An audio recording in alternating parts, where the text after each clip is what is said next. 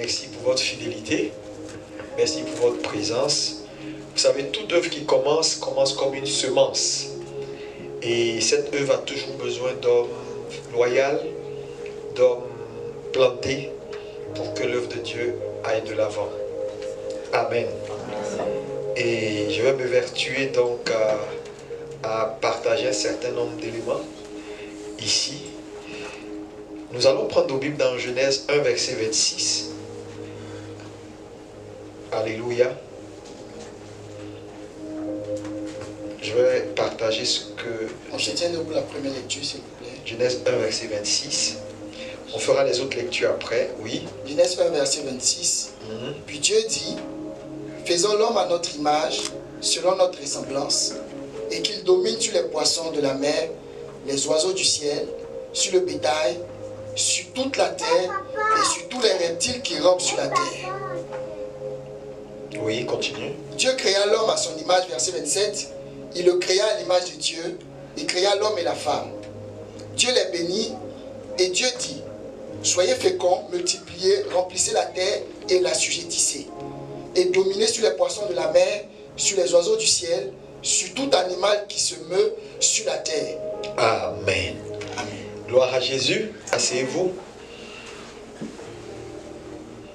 Je veux que tu dises à ton voisin, j'ai été créé pour dominer. Alléluia, dis-lui ça bien. J'ai été créé pour dominer. Genèse 1, verset 26 dit, Dieu fit l'homme à son image et Dieu les bénit en disant, soyez féconds, donc la fécondité, multipliez, remplissez la terre, assujettissez et dominez. La domination est donc le mandat que Dieu assigne à chaque être humain fait à son image. Quelqu'un me dit Amen. Amen. Parce qu'il dit donc soyez féconds, multipliez, remplissez la terre, assujettissez et dominez. Est-ce qu'on peut dire dominer? Dominer. Encore une fois, dominer. Dominer. C'est important de comprendre cela. Donc chaque enfant de Dieu doit saisir la portée de son mandat. Dieu vous a fait pour dominer. Pour dominer. Dieu vous a fait pour dominer. Et donc, ici, il dit, soyez féconds. Il commence par la fécondité. Multipliez, remplissez la terre, assujettissez et dominez. C'est tout un programme. Soyez féconds. Est-ce qu'on peut dire fécondité? Fécondité. C'est Dieu qui parle ici. Ce n'est pas un homme qui est en train de parler. C'est Dieu qui parle. Dieu fit l'homme à son image et à sa ressemblance. Et Dieu les bénit en disant. Donc l'homme créé est un homme qui est complètement vierge. Un homme parfait. À l'image et à la ressemblance de Dieu. Et Dieu donc va prononcer des paroles sur cette vie. Pour dire sois fécond. Le mot soit, Dieu impose sur la capacité de l'homme une demande. Sois fécond, multiplie, remplis, assujettis et domine. Donc c'est toute une programmation que Dieu envoie dans la vie de l'homme. Donc vous voyez qu'il finit par dominer parce qu'en réalité, le mandat que Dieu assigne à la vie de l'homme créé, c'est la domination. Ce n'est pas la louange. Ce n'est pas la prière. C'est la domination. Mais la louange est importante, la prière est importante et toutes les autres activités sont importantes parce qu'elles participent à te donner force pour dominer. Mais ce n'est pas d'abord le mandat qui constitue les choses. Quand tu loues, quand tu chantes, quand tu pries, il faut que tu sois conscient que ce n'est pas le mandat. Mais c'est des éléments qui sont nécessaires pour accomplir le mandat. Le mandat, c'est la domination. Déjà été fait pour dominer. C'est vraiment important de saisir la pensée de Dieu. Mais il ne peut pas avoir de domination sans d'abord fécondité. Est-ce qu'on peut? Ça commence par la fécondité. C'est-à-dire là où il n'y a pas de fruit, il n'y aura pas de domination. C'est pourquoi porter du fruit n'est pas juste quelque chose qui est optionnel. On peut dire, ah non, moi ma vie chrétienne marche, ah non, moi j'arrive à porter du fruit, mes affaires marchent ou ça marche pas. Non, non, non, non. C'est une obligation pour arriver au mandat. il commence par sois fécond. Donc la fécondité.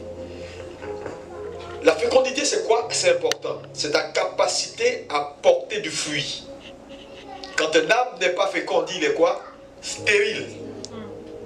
Il ne sert à rien. Et le Seigneur Jésus n'aime pas la stérilité. On a vu dans sa marche, une fois, il a rencontré un figuier qui a fait semblant d'avoir du fruit. Et lorsque Jésus s'est rendu compte qu'il n'avait pas le fruit et qu'il était stérile, Jésus l'a asséché. On connaît la parabole de la vigne, où le maître a émondé la vigne, croyant qu'elle allait donner, elle n'a pas donné. Il dit, écoutez, enlevez-moi cette vigne-là, coupez la vigne, jetez dehors. Parce que cette vigne occupe la place inutilement. Donc la première chose que je veux te dire, tu dois porter du fruit. Regarde ton voisin, dis voisin, tu dois porter du fruit. Quand je parle de porter du fruit, qu'est-ce qui fait la beauté d'un arbre? Ou qu'est-ce qui donne à un arbre d'accomplir sa raison d'être? Ce sont quand il porte ses fruits. L'arbre est beau et l'arbre a de l'utilité. Un manguier qui n'a pas de mangue, c'est une fleur. Mais quand on est manguier, on doit porter des mangues pour que les gens mangent. Donc quand on est fait à l'image de Dieu et qu'on devient enfant de Dieu, il y a des choses, des évidences qu'il faut avoir. Donc le fruit, c'est le commencement du processus. Tout le monde dit quoi, le fruit? Le fruit. La nouvelle naissance a des évidences. Si tu n'es pas né de nouveau, il faut réellement donner ta vie à Jésus. Parce que je vais vous dire, vous savez, moi, je dis les choses telles que je les pense parce que je crois que plus que jamais, il faut parler aux chrétiens et leur dire la vérité. Ça peut faire mal, mais il faut leur dire la vérité. Parce que je vois les gens, quand ils sont au Canada, ils disent, ah, on est venu au Canada pour chercher du boulot. Tu te trompes. Tu n'es pas ici pour manger, chercher l'argent. Le Dieu qui t'a créé et qui t'a fait, c'est pourquoi il t'a envoyé ici, dans ce pays. Avant que tu ne naisses, les plans ou les voies de ta vie avaient été déjà tracés par Dieu. Et si pour vous, pour chacun ou pour certains, c'est ici que vous avez rencontré le Seigneur ou que vous commencez à réellement servir Dieu, alors ça veut dire il faut revoir vos priorités. Il faut revoir vos priorités. Soyez féconds. Ensuite, il dit multiplier. Est-ce qu'on peut dire quoi multiplier? Multiplier. Ça veut dire qu'il n'y a pas de multiplication là où il n'y a pas la fécondité. Parce qu'on multiplie quoi? Si tu n'as pas de fruits, on multiplie quoi? Une semence se reproduit selon son espèce. Donc soyez féconds. Ensuite, multipliez. Donc la multiplication est la deuxième étape. Ensuite, il dit remplissez la terre.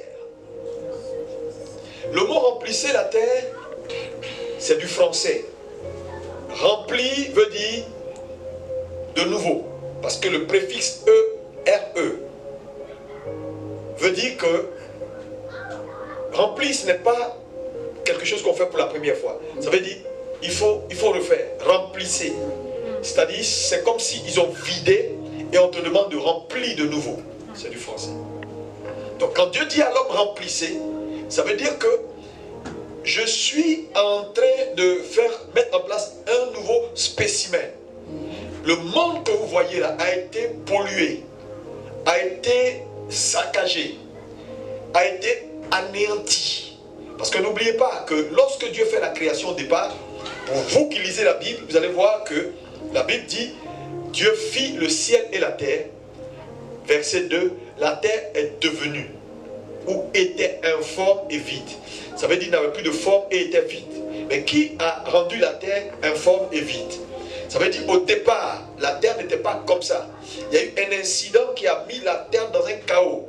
Parce que tout de suite après, on dit et les ténèbres. On ne nous dit pas d'où viennent les ténèbres, mais on dit les ténèbres étaient à la surface de l'abîme. Vous comprenez? Alléluia. Donc quand il demande de remplir de nouveau, ça veut dire il donne pour mandat à l'homme d'assainir et de remettre toutes choses comme elles étaient au départ. Mais ça commence par la productivité, la fécondité, la multiplication. Parce que là où il y a fécondité, il n'y a pas multiplication. Tu ne peux jamais arriver à la domination sans multiplication. Je vous donne un exemple, par exemple, de quelque chose que vous savez. Coca-Cola, par exemple, domine dans son domaine. Pourquoi? Parce que Coca-Cola est le fruit d'une pensée. Quelqu'un a pensé Coca, mais il n'a pas laissé Coca juste un fruit simple. Il a multiplié Coca et il a rempli la terre avec Coca. Tu ne peux pas aller quelque part sans trouver Coca-Cola. Même dans un village, tu vas trouver Coca-Cola. Donc la domination vient quand on a été fécond. Donc le fruit est sorti, mais on ne s'arrête pas au fruit. Il faut multiplier le fruit. Quand il est multiplié, il faut remplir. Quand on remplit, alléluia, on fait quoi? Après le remplissage, il dit assujettissez. Parce qu'un homme qui doit assujettir est un homme qui a rempli. Le mot assujetti, ici, indique un élément essentiel qui est, tu feras face à des combats. Dans ta quête d'exercer ton mandat de domination. Est-ce qu'on peut me dire amen? Amen. Oui, tu feras face à des combats. Clair. Mais lorsque tu as multiplié, que tu as rempli, on ne peut pas te vaincre. Amen. Ensuite, tu vas maintenant opérer dans le mandat de domination. Donc le mandat de domination est le mandat de l'Église. Lève la main droite, dis, le mandat de domination est mon mandat. Le mandat de domination est mon mandat. Il faut que tu le dises avec conviction, s'il te plaît. Le mandat de domination est mon mandat. C'est ton mandat. C'est pourquoi je voulais encourager l'Église de Jésus-Christ ici, au Canada. Il faut vous réveiller. Parce que Dieu a un mandat. Votre présence ici, ce n'est pas juste pour aller, venir. Moi déjà, aujourd'hui, vous savez, Satan a eu beaucoup de gens. Et aujourd'hui, quand tu voyais les gens, leur approche même de l'église, leur façon dont ils viennent à l'église, tu peux comprendre qu'ils sont comme paumés, ils sont comme fatigués. Le système. Et vous voyez, le système occidental en général, le Canada peut-être un peu particulier, mais le système est un système anti-Dieu. C'est que vous ne savez pas. Il est plus, je l'ai dit pendant la retraite, il est plus difficile, plus facile de chasser un démon d'un corps que de libérer un homme d'un système. Et qu'est-ce que Satan fait? Comme il sait qu'on peut prier pour quelqu'un, il dit démon, quitte sa vie, allez, esprit de temps en temps sort. Il a fait quoi? Il a mué tout ce qu'il veut avoir comme objectif là en système. Donc les nations sont des systèmes anti-Dieu. Vous arrivez comme un pays comme le Canada.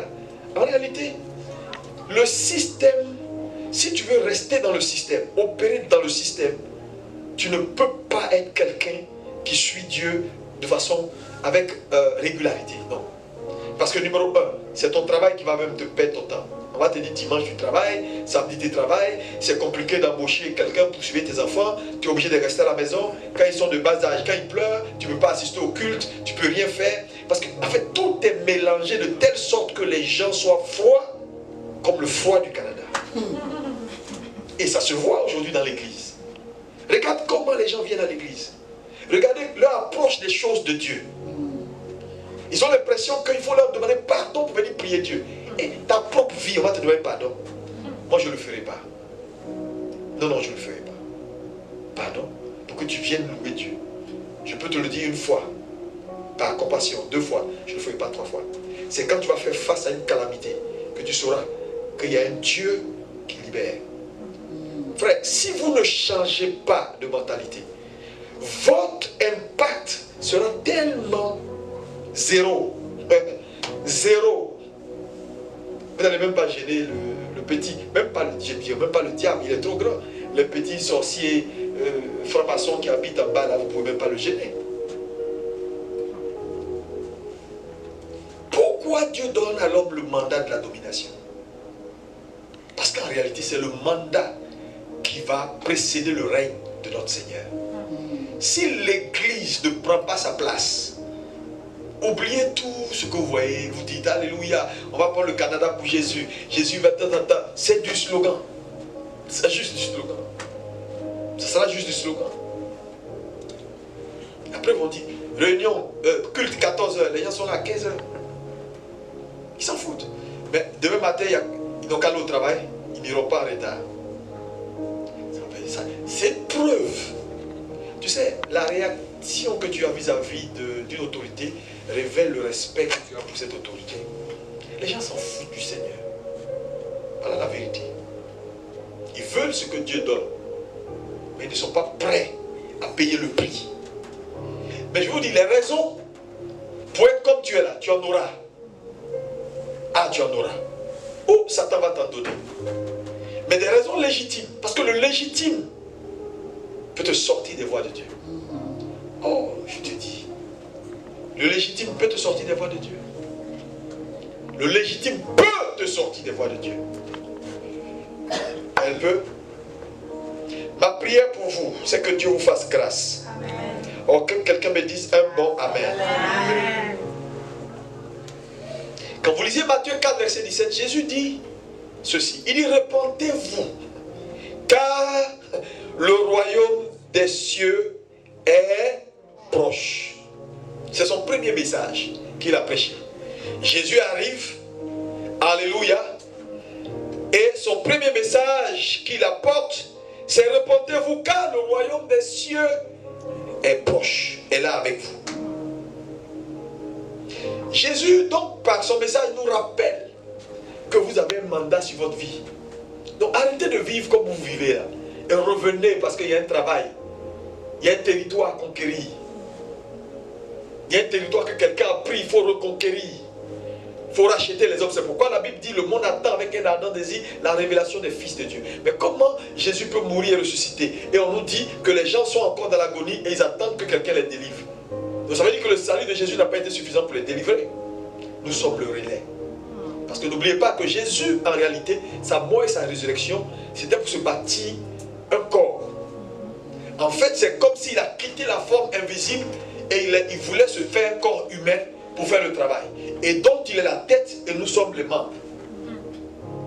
Donc, ce travail, on doit continuer à le faire. Jésus est ressuscité. Ok, il a délivré tout le monde. Mais les gens sont là. Ils sont là dans les rues, en train de mourir de cancer. Les gens qui ne s'en sortent pas, ils sont malades. Ils font tous les scanners. On ne voit même pas pourquoi il est malade. Mais il est malade.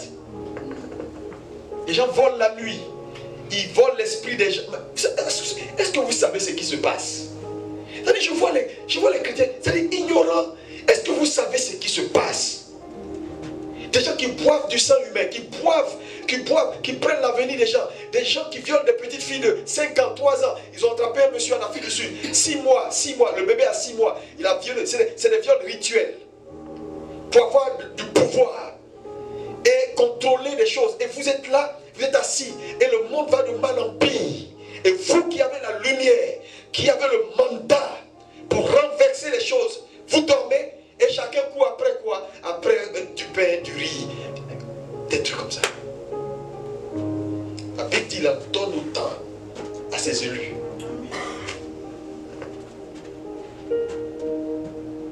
Revenons au Seigneur. On a un mandat.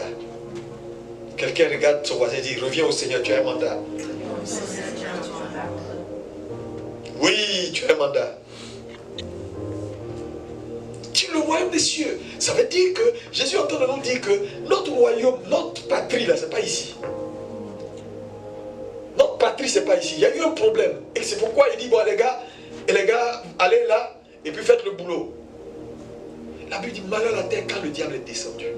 Ça c'est écrit dans Apocalypse 12. Qui va régler le problème? Les gens meurent autour de nous. On s'en fout. On fait le constat. On dit Yako. On porte des lunettes noires pour ne pas qu'on voit nos yeux parce que là, on ne fait pas. Et puis on dit Yako. Puis on prend nos affaires. On est parti. Dès qu'on quitte là, on a oublié que ce monsieur a vécu comme nous. Il a marché comme nous. Il a eu maison comme nous. Il a acheté villa A, villa B, villa C, villa Y. Aujourd'hui, ce sont les salamandres qui dorment dans cette villa-là. Il est parti.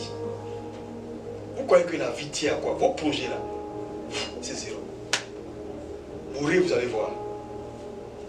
Et comme la mort ne prévient personne, il faut prendre conscience.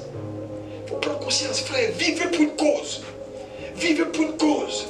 Pour qu'un jour, si même vous devez repartir un jour, que les gens disent, et que Dieu soit fier au ciel de vous accueillir pour dire, bienvenue mon fils.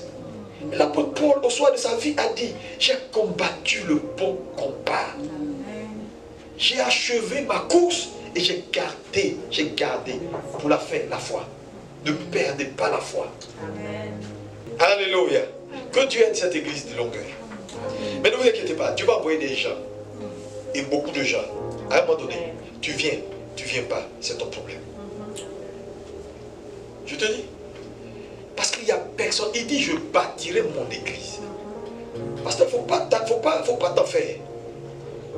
Même si vous êtes deux, priez. Même si vous êtes trois, priez. Amen. Celui qui veut venir, qu'il vienne. Amen. J'ai dit, quand ça va chauffer, on verra. Moi, un jour, je suis allé au Japon. Et quand on est arrivé à l'aéroport, le premier consul de l'ambassade de mon pays est venu nous chercher à l'aéroport. Il nous envoie et puis il dit, l'ambassadeur est malade, il faut que tu viennes, des trucs comme ça. On est parti. Moi, j'arrive à l'hôpital, il est tout seul couché, l'ambassadeur, et puis sa pauvre femme qui était à côté, qui pleurait. Je dis, mais qu'est-ce qui s'est passé? Non, il est malade, on ne sait pas qu'est-ce qu'il a, on a tout fait.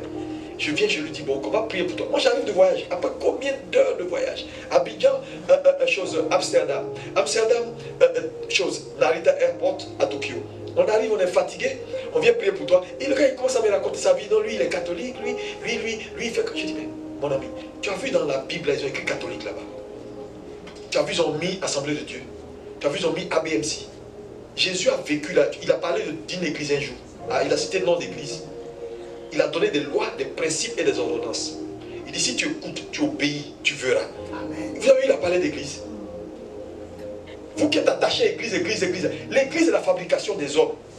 Catholique là, c'est les hommes qui ont fabriqué ça. La première église n'est pas l'église catholique. Lisez votre Bible.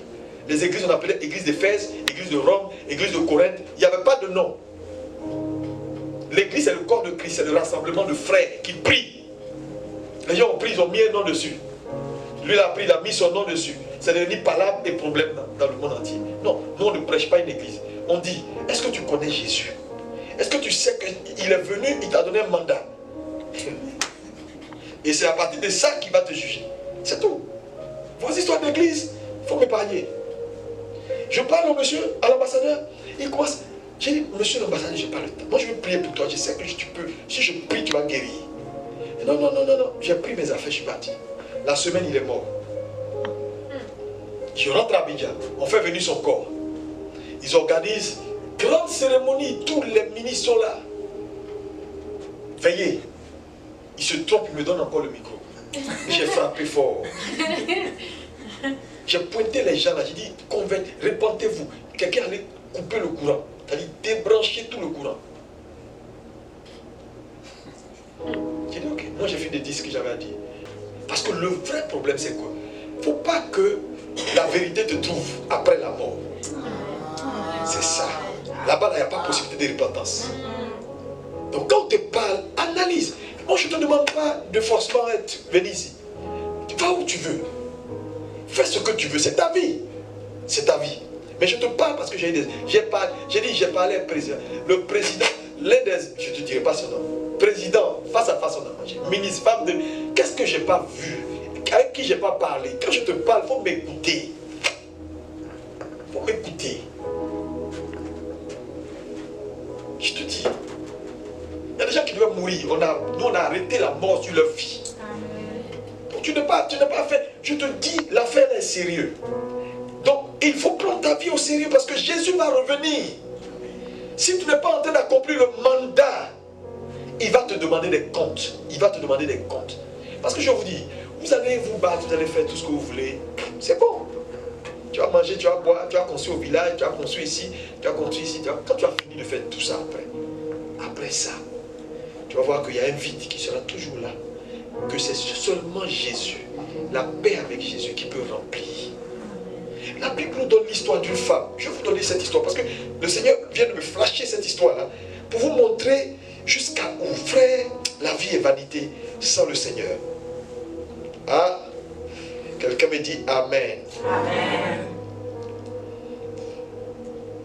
Je crois que c'est Luc 7. Cette dame qui avait perdu son unique. Je veux que tu vois. Si tu l'as, tu peux me le lire. Je vais donner cet exemple-là rapidement. Voilà une dame. À partir du verset 11. Vas-y. Luc 7, à partir du verset 11. Le jour suivant, Jésus alla dans une ville appelée Naïm. Naïm. Ses disciples et une grande foule faisaient route avec lui. Oui. Lorsqu'il fut près de la porte de la ville, Porte de la ville. voici, on entrait en terre, on portait en terre un mort. On portait en terre un mort. Quelqu'un est mort. On partait au cimetière et c'est à la porte de la ville. Jésus fait son entrée pendant que les gens allaient au cimetière. Oui. Fils unique de sa mère, Fils unique de sa mère. qui était veuve. Et il y avait avec elle beaucoup de gens de la ville. Merci. Il faut t'arrêter là, c'est bon. On dit fils unique de sa mère qui était veuve. Qui était veuve? La femme. Et son fils unique, maintenant est mort. Mais pourquoi, vous savez, la Bible est un livre extraordinaire. Pourquoi la Bible mentionne le fait qu'elle soit veuve? Attends, on nous raconte l'histoire de la mort d'un fils unique. Ça, cette mention n'était pas utile. On pourrait nous dire une femme qui a perdu son fils unique, allait l'enterrer à Naïm. L'histoire est toujours la même. Mais la Bible précise qu'elle était veuve. Pourquoi? Pour vous dire combien de fois ça a été mauvais. Ça veut dire que cette femme-là, il n'y a pas longtemps, elle a perdu son mari. Donc ce n'est pas son premier deuil.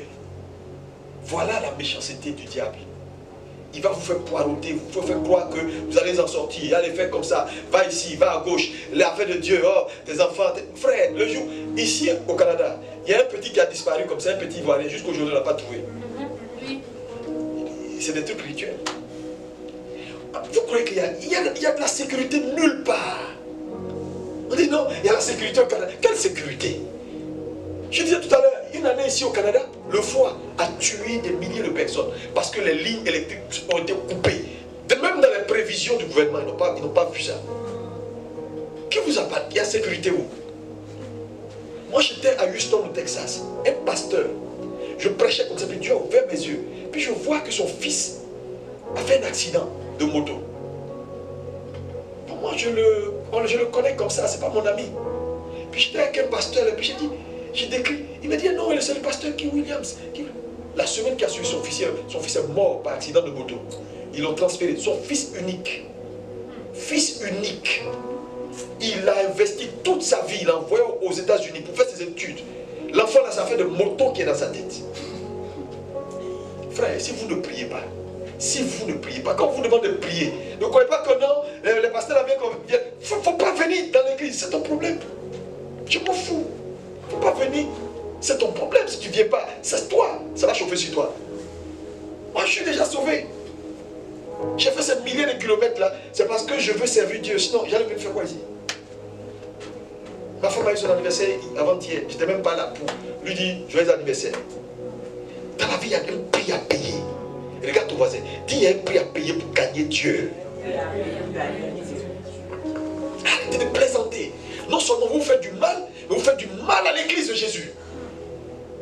Vous empêchez l'église de jouer son rôle.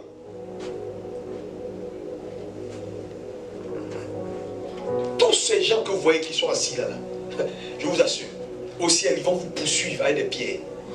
Pendant qu'ils s'en vont en enfer, ils vont dire non, Seigneur, donne-nous 2 minutes, on va les poursuivre. Vous étiez avec nous là-bas, et puis personne ne nous a parlé, ne nous a avertis. Vous savez comment les gens souffrent ici? Vos voisins de quartier, ces vieux blancs là, vous voyez comment ils souffrent, ils n'ont pas d'espoir. Il faut que l'église se réveille. Mais vous, les noirs, vous savez, les noirs en général, il y a ce qu'on, ils ont l'instinct, c'est-à-dire qu'ils croient dans le surnaturel. Parce qu'on a été éduqués dans des pays africains où nos parents étaient des féticheurs, des trucs. Donc, naturellement, le noir est quelqu'un qui est spirituellement déjà disposé. Qu'importe du côté où il va ou il ne va pas. Donc, quand Dieu nous envoie dans des pays comme ça, en masse, il y a un mandat, il y a une mission. Il y a une mission. Tu es là, qu'importe ta nationalité. Il n'y a pas longtemps, il y a quelques années, j'étais au Sénégal. Je finis une conférence et il y a celui qui a organisé la conférence, c'est un jeune béninois. Son papa l'appelle. Pendant qu'on a fini la conférence, on était à côté en train de manger. Son papa l'appelle du Bénin. Allô? Tu es où? Il dit non, je viens de finir ma conférence. Son papa dit, hé, ton affaire de Jésus là. Comme ça, et puis après il vient me dire, mais papa, pourquoi tu dis ça? Ils n'ont pas dit non, je veux juste te dire, il faut faire doucement, ainsi de suite, parce que vraiment, voilà, ils sont de Ouida. Il y a des gens qui sont venus à Ouida, ils ont tenté de faire un truc là, c'est-à-dire il y a un arbre, c'est comme un baobab, où les gens dansent les fêtes de génération. Depuis des années. Depuis des années. Donc le baobab là, les gens sont allés prier, ils disent qu'ils vont détruire le baobab. Des chrétiens, ils sont arrivés, ils ont commencé à parler en langue dans le village. Arrivé devant le baobab, le pasteur s'est mis devant et puis il a crié le nom de Jésus. Le baobab s'est fendu en deux. Un côté est tombé là, paf, paf. Wow. Et puis après, quelques minutes après, le baobab s'est relevé, puis s'est collé encore de nouveau. Et puis le pasteur s'est divisé en deux. Ouais. Et puis, le gars est mort. Ils n'ont pris soin de l'enterrer. Donc lui, il a assisté à la scène. Donc il appelle son fils, qui est l'enfant de Dieu là. Va doucement, on ne sait jamais, parce que les gens ils sont dangereux. Mais en fait, la leçon ici, c'est quoi? C'est que le problème de l'église, c'est que vous ne savez pas quel pouvoir vous avez. Parce que quand vous faites un pied dedans, un pied dehors, c'est comme ça que vous allez finir. C'est des baobabs comme ça qui vont vous déchirer en deux. Parce que je vous dis, les sorciers là, ils ne plaisantent pas. Leur alliance avec leur Dieu. Attends, mais j'ai mon beau, le mari de ma femme, de ma soeur, ma grande soeur à Paris, c'est un Béninois. Ils sont de quel village? Parce que moi je suis allé là-bas une fois, j'ai oublié. Son papa est roi. Et il a quitté Paris, lui il est né à Paris. Donc Béninois né à Paris, il va au village pour l'intronisation de son oncle, qui doit prendre maintenant le trône. Et il y a du monde dans la cour royale. Et lui il est au fond, derrière. Et puis, le monsieur devait sortir de ça. C'est comme une retraite. On les met dans une maison sacrée où on les travaille. Et le jour où il doit sortir, tous ceux qui sont dans la cour sont prosternés. Et puis lui, il s'est prosterné et puis il dit, mais c'est quoi tous ces trucs-là? Et puis il a commencé à dire, Seigneur Jésus, Seigneur Jésus. Un chrétien, le vieux quitte là-bas, sur le trône. Il traverse toute la foule jusqu'à derrière. Et puis il dit au petit, je ne veux plus que tu dises ce nom ici. Le monsieur parlait dans son cœur. Hey. Et puis il retourne s'asseoir. Il dit la cérémonie peut commencer. C'est son témoignage vivant. Hein. Il est vivant, il est là. Adam Dedia. Emmanuel, il est vivant. Je vous assure. Il y a des choses que vous ne pouvez pas comprendre. Le monde est très mystérieux. Mais en fait, tu me dis là, mais pasteur, pourquoi ils ont autant de force? Non, tu sais, je veux te dire. Quand Jésus rencontre Satan sur la montagne, il fait une proposition à Jésus.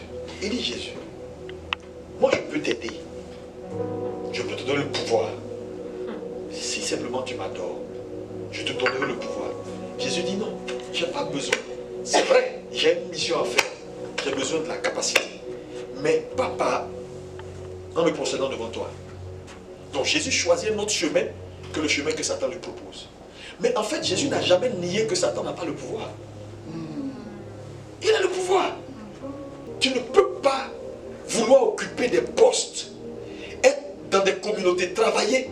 Parce que tout le monde, tout ce monde dans les communautés là, et tout le monde ne suit pas ton Jésus. Il y a des prêtres même vaudous dedans. Je te dis, vous croyez que la vie est simple? On dit Alléluia, on est là, on vient ici, Alléluia, Alléluia. Frère, les gens ne dorment pas. Mais quand ils sont autant engagés avec leur divinité, et qu'ils sont sur le champ des affaires avec vous, sur le marché des business avec vous, et puis ils sont dans les marchés, toi tu vas être, par exemple, président au Bénin, ou bien tu vas être directeur, ou bien tu vas être tant, eux aussi veulent être ça. Mais eux, ils sont dans leur affaire de fétiche, ils ne jouent pas, ils payent le prix, ils sacrifient. Et toi, tu es chrétien de nouveau. On dit, viens à l'église, j'ai pas le temps. Viens à l'église, j'ai pas le temps. Un pied dedans, un pied dehors. Ils vont te manger. Ils vont te manger. Tu vas dire, où était Jésus? Jésus était là. Dans le monde spirituel, tout est une question de rapport de force. Tu viens contre moi avec une force. Il faut que la force qui soit en moi pour aller vers toi soit supérieure à ta force. Sinon, c'est moi qui tombe, même si je prie Jésus. C'est cette vérité-là que beaucoup de chrétiens ne comprennent pas. Sinon, comment tu peux comprendre qu'un pasteur est divisé en deux par un baobab qui se recompose? Il a manqué de capacité. spirituelle. Réveillez-vous. Mais la capacité spirituelle, elle vient par une vie de consécration. Yes. Elle vient par une vie de consécration. On est allé une fois au Bénin. J'étais dans le truc, on allait évangéliser à Porto Novo. On arrive à l'aéroport. D'abord, le pasteur sont venus nous chercher. J'ai trouvé quelque chose de bizarre. Ils nous prennent dans la voiture. Moi, je suis assis là. J'ai un autre pasteur qui est là. Et il y a le chauffeur, la voiture qu'il a louée. Et puis le pasteur qui devait nous conduire était là. On roule, il était déjà 20 heures. Le pasteur commence à nous dire, a dit au chauffeur, va doucement. Il y a des esprits qui traversent la route. Il ne faut pas les cogner. Donc moi, ça m'a bien fait bizarre. J'ai dit, non, va doucement. 3 fois comme ça, il a interpellé le chauffeur d'aller doucement parce qu'il dit, je connais un esprit. Donc déjà, même, j'ai dit, mais c'est quel pasteur qui voit des esprits et il veut qu'on aille doucement? On arrive, on va faire la campagne. Là où on a installé notre podium pour faire la campagne, les pasteurs et lui en tête viennent nous dire, ah non, les chefs vaudous du quartier ne veulent pas qu'on fasse la campagne. Là, il dit, non, ici, là, ils dansent leur truc. Il ne faut pas, on va faire la campagne. On dit, on va faire la campagne. D'abord, il nous a donné des instructions. À Porto Novo, à partir de 16 h, on n'achète pas aiguille. À Porto Novo, à partir de telle heure, on ne parlait pas. Il nous a donné toutes les instructions qu'il fallait nous donner. J'ai dit, mais c'est quel pasteur? Parce qu'en fait, l'environnement est chargé. Et si tu n'es pas un homme spirituel, tu ne peux pas tenir dans un tel environnement. Donc les gars sont conditionnés, je te dis. Le jour de la campagne, ils nous ont dit, ils nous ont menacés qu'ils vont envoyer la pluie. On a intercédé toute la nuit. Mais je vous assure, en pleine campagne d'évangélisation, il y a un amas de sauterelles qui est venu de nulle part. Mais c'était un combat spirituel. On est là, on voit des sauterelles qui arrivent. Mais, je te dis, on était prêts. Le feu même, j'ai dit le feu. Le feu, faïa contre faïa. Et le même soir, on a demandé à tout le monde d'envoyer vos statues. On a chicoté. Je me rappelle même, j'ai même pris une statue. J'ai enlevé son petit, il lui a porté une jupe. J'ai enlevé la jupe. J'ai frappé sur ses fesses. J'ai dit, vous voyez, est-ce qu'il bouge? Et puis il tape, est-ce qu'il bouge? Il a dit, non. Et puis après on a mis tout au feu. C'était chaud. Mais on était prêts. On a jeûné pendant des mois. On a préparé sur le plan spirituel. Parce que là, frère, c'est un combat. On ne se lève pas comme ça. Tu arrives du Canada, là, tout froid, là, tu ne vas pas à l'église, tu dis alléluia, alléluia. Ils vont finir avec toi. Donc, je veux dire simplement, réveillez-vous, église. Le Seigneur a besoin de vous dans ce pays. Cette femme a perdu son mari. Et maintenant, elle perd son fils unique. Satan est mauvais. Mais heureusement, Jésus est bon. La Bible dit, elle pleurait à la porte de la ville. Quand elle s'apprête à aller au cimetière, Jésus apparaît. Je prie que le Seigneur se souvienne de toi. Tu as perdu un, tu ne vas pas perdre deux. Accepte simplement de donner réellement ta vie à Jésus. Ce mandat-là, tu dois l'exercer. La force est en toi. La puissance est en toi. Si Jésus est en toi, sa capacité est en toi. N'aie pas peur. Et paye le prix. Et le prix, c'est quoi? Tout ce que Dieu vous demande, c'est juste de l'aimer, de l'accepter. Et puis, d'être là, d'aider son église. Il dit, je bâtirai mon église. Il n'a pas dit, je bâtirai autre chose, un business de quelqu'un. Il dit, son église, c'est sa priorité. Son église, c'est sa priorité. Tu es là, tu as besoin d'être plus engagé, plus consacré. Arrête de faire les chrétiens d'aujourd'hui, 3 semaines, 4 semaines. Non, pasteur, il y a ça. Non, pasteur, tu sais. Oh, pasteur, ma fille. Oh, pasteur, mon... Mettez Dieu en priorité. Revoyez vos priorités. Et remettez Dieu au cœur de votre vie. Vous allez exceller dans ce pays. Vous allez expérimenter des choses que vous n'avez jamais expérimentées. Vous savez, moi, j'ai donné ma vie au Seigneur. Et un jour, j'ai posé la question à ma mère. Avant qu'elle ne décède, parce que ma mère est décédée. Il y a 2 ans, oui. Je lui ai dit, je ne sais pas, mais Dieu est avec moi. Et elle me dit oui. Et puis elle m'explique, quand j'étais enceinte, voilà. Et puis elle m'a dit certaines choses. Et puis j'ai dit, ok. Mais moi-même là, j'ai vendu ma vie au Seigneur. J'ai fait des études. J'ai fait études de médecine. Je pouvais travailler. J'ai fait des études d'ingénieur en marketing management. Après, j'ai fait des études de quoi, marchandises dangereuses. J'ai travaillé à l'aéroport. J'ai fait tout ça. J'ai laissé tout ça. Il n'y a rien qui m'intéresse. Tu sers le Seigneur. Moi, je ne suis pas venu servir pasteur parce qu'il n'y a rien à faire. J'ai plein de diplômes. Je peux aller servir. Mais j'ai compris une chose. Quand réellement tu as un mandat, mais il faut voir le nombre de personnes. J'ai dit, même quand je dors, mes messages sauvent des gens. Un jour, je dormais. À 4 h du matin, quelqu'un m'appelle de Newark, de New Jersey, quelque part dans la zone. Une dame que je ne connais pas. Pasteur Amazon. J'ai dit oui. Elle dit, tu viens de me sauver. J'ai dit, moi je chantais ronfler, il t'a sauvé où? Elle dit non, j'étais en train de... J'avais décidé de mettre fin à ma vie aujourd'hui. Donc quand je suis entré, j'ai préparé tous les comprimés. Tout ce qu'il fallait me suicider. Et quelque chose m'a dit, écoute un dernier message avant de te tuer. Quand je fais, c'est sur ton message, tu as toujours une alternative. Elle m'a donné le thème. Quand j'ai fini d'écouter ça, je me suis endormi. Et puis c'était fini. Donc elle m'appelle, me dit, ah, ton message. Moi je dormais pendant qu'elle était en train d'être sauvée. Frères et sœurs, les gens ont des problèmes. J'étais dernièrement à Paris. Les témoins que je vais te raconter, c'est trop. Les gens souffrent. Il y a une jeune dame qui a quitté à Bruxelles, qui est venue à Paris me voir, une pasteur. Elle m'a raconté pendant 1 heure les problèmes qu'elle a. Œil là, c'est faux yeux. Cou là, ils ont mis greffe. C'est-à-dire, Satan l'a endommagé. Sans enfant. Mais parce que c'est possible que j'ai un enfant. Un jour, j'ai souffert dans toute ma vie. Mais après, quand elle est remontée, qu'elle m'a expliqué sa vie, j'ai vu que non. C'est une femme qui était en train de payer un héritage.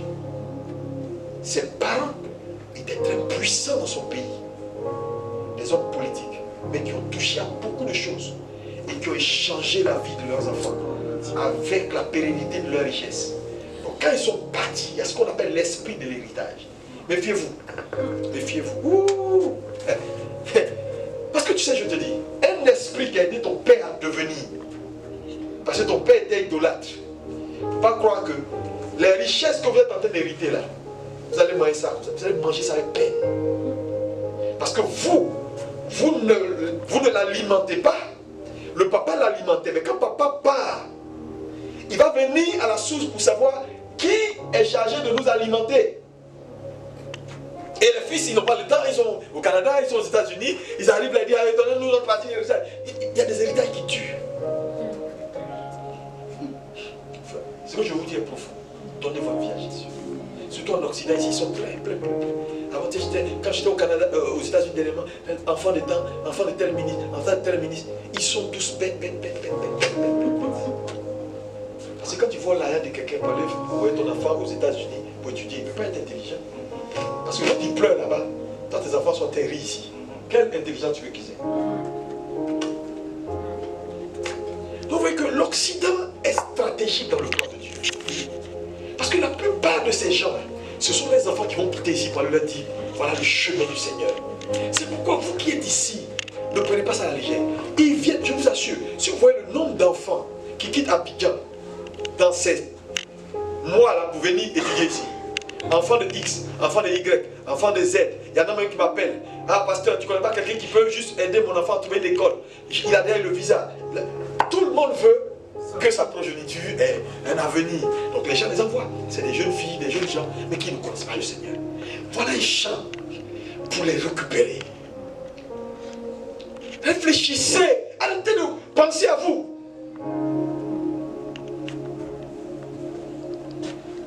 Je ne sais pas si mon message a un sens. Ah, quand vous allez vous réveiller, Dieu va vous bénir. Au-delà de ce que vous pouvez penser ou imaginer. Frère, vous serez fort dans ce pays. Fort. Fort. Église de Longueuil. Regarde, Longueuil est une grosse Bible. Je veux prier que chacun prenne conscience et prenne sa place. Et que vous puissiez vous fixer un objectif, vous dire, aujourd'hui nous sommes temps. Décembre, on doit être temps. Parce que le potentiel que Dieu a mis en toi, ce n'est pas pour venir t'amuser ici. Tu as un potentiel, tu étais bien où tu étais, tu ne peux plus rester à Abidjan. continuer ton travail et puis évoluer. Si tu as laissé tout ça, tu es venu ici. Là. Il faut qu'il y ait un shift dans ce quartier, dans cette nation. Et Dieu va t'envoyer les hommes clés qu'il te faut. Les hommes clés. Les hommes clés. Les hommes clés. Les hommes clés. Les hommes clés.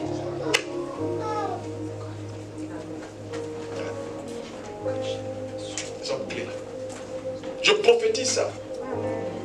Que Dieu t'envoie des hommes et des femmes qui vont t'aider à maintenir ta main haute pour que le mandat que Dieu vous a assigné s'accomplisse. Parce que vous avez un mandat. En tant qu'église, en tant que peuple. La Bible dit, jette ton pain à la surface des eaux. Car avec le temps, tu le retrouveras. Car c'est le car là qui est le verset le plus important. Car tu ne sais pas le jour du mal. En réalité, quand Dieu demande à quelqu'un de jeter son pain, le pain, ça peut être tout. Ça peut être ta vie, ça peut être ton argent, ça peut être ton engagement, ça peut être ton assiduité, ça peut être tout ce que tu mets pour que l'œuvre de Dieu avance. Quand tu le fais, Dieu, le jour où on te réclame, Dieu va prendre appui sur tes œuvres. Vous dites non, celle-là ne peut pas mourir. On a une histoire dans la Bible, Ézéchiel 37, le roi Ézéchias. Dieu lui-même a décidé, va dire à Ézéchias qu'il va partir. On dit à Ézéchias, tu vas mourir. Ézéchias écoute le prophète, il reçoit la prophétie. Mais il laisse le prophète et puis se tourne vers le mur. Il va voir Dieu pour dire, mais Seigneur, c'est vrai que tu as parlé, mais discutons un peu. Tu te souviens, non? Quand mes prédécesseurs rois ont mis ton temple, ont saccagé ta maison, ont renversé tout, c'est moi Ézéchias qui a rebâti l'autel, qui a fait ça. Il n'a pas dit à Dieu qui construisait usine A, usine B, maison A à Paris, maison B en Afrique, et qu'il accompagnait son fils au sport dimanche matin, quand son fils a son truc de basket. Pour jouer avec Dieu. Dieu a ramené le prophète pour lui dire, va dire à Ézéchias, 15 ans de plus. 15 ans. Mais en fait, quand tu lis bien ce verset-là, on dit Dieu a ajouté. Dieu n'a pas ajouté 15 ans. Parce que plus tard, quand tu continues le verset au verset 11, Ézéchias va dire ce qu'on appelle les complaintes d'Ézéchias. Il va dire que j'étais là et puis les gens ont failli me tuer. En fait, on voulait tuer Ézéchias. Dieu lui a restauré les 15 ans que les gens ont voulu lui prendre. Il a dit, je sens le fil de ma vie comme coupé. On ne coupe jamais le fil de la vie d'un homme. Quand on coupe ta vie, ça veut dire qu'on t'a tué. Parce que dans la vie, il y a 3 types de morts. Il y a ceux qui meurent parce que le temps est arrivé. Il y a ceux qui se suicident par leur style de vie, leur mauvais choix de vivre n'importe comment, vivre dangereusement. Ici, ils ne veulent pas servir le Seigneur, ils sont dans les boîtes, ils boivent, ils font des bêtises. Ça, c'est le suicide. Et il y a ceux qu'on tue, les victimes. Et il y en a plein dans nos cimetières. Les gens, j'étais à Paris, à Rouen. Je devais faire le programme à 17h. Le responsable du programme, Ndiak Togolais. On le cherche, on ne le voit pas. Le pasteur dit, mais où est le responsable du programme? On ne le voit pas. On fonce chez lui qui n'est pas loin de l'église. Le gars est paralysé. AVC.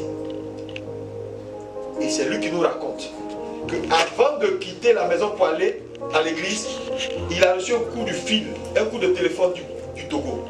Son téléphone sonne, il prend le téléphone, il dit allô. La personne ne parle pas. Allô. La personne ne parle pas. Il entend la personne respirer. La personne raccroche. Et c'est fini, il est paralysé. Vous croyez que vous êtes quoi? Dans le monde spirituel, il n'y a aucune distance. Ton papa peut être là-bas au village, ton oncle au village, te foudroyer ici au Canada en un instant. C'est Jésus qui te faut. Hein? Soyez sérieux. Quand on vous dit d'être sérieux, venez à l'église, apportez vos dîmes, soyez fidèles. Ne croyez pas que c'est parce que quelqu'un veut prendre ton argent. Ce que je vous dis, c'est pour que vous puissiez grandir et arriver à un point où lui là, il était directeur de banque là-bas. Sa carrière était tracée. Dieu l'a envoyé ici là. C'est pas pour lui raser les murs. Je dis, ça va changer. Pasteur, il ne faut pas les aider. Il ne faut pas entrer dans le moule des gens du Canada. À excuser les gens, à être tout le temps en train de les casser dans le sens du poil. Quelqu'un ne veut pas, il n'a qu'à partir. C'est tout, tu vas voir. Si tu es réellement la bénédiction que Dieu a mise sur son chemin pour l'aider à arriver à sa destinée, il va rester. Le pasteur moins cher, il en a plein. Tu peux aller, il va te caresser. Même quand tu pêches, il dit non, vas-y, ça va aller. Même quand tu ne fais pas bien, il dit vas-y. Nous, on n'est pas dedans. Nous, on est ici pour un mandat. Un mandat. Et il faut qu'on accomplisse ce mandat. Et on va accomplir ce mandat.